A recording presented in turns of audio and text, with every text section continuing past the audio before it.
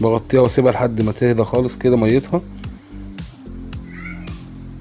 وبسيبها كده زي ما حضراتكم شايفين واغطيها تاني. ادي الرز بتاعي استوى اهو، ما شاء الله عليه، يعني رز مفلفل، الرزة برزتها. تعالوا كلوا معانا يا جماعه. وادي عندي الملوخيه بتاعتي، بعد ما الميه تغلي بوطي عليها وبنزل عليها بالملوخيه الناشفه. الملوخيه الناشفه دي صعيدي، معلش هي الملوخيه لونها متغير عشان بس الاضاءه، بس هي مصفرة شويه. وبعد كده بقلبها وبعمل لها التخديعه بتاعتها اللي هو التوم والكزبره، وبنزل عليه بيها. وفي نهايه الفيديو بتمنى اكون افدت حضراتكم، وما تنسوش الاشتراك في القناه وتفعيل زر الجرس، ولو عجبكم الفيديو اعملوا لايك. شكرا، والسلام عليكم ورحمه الله وبركاته.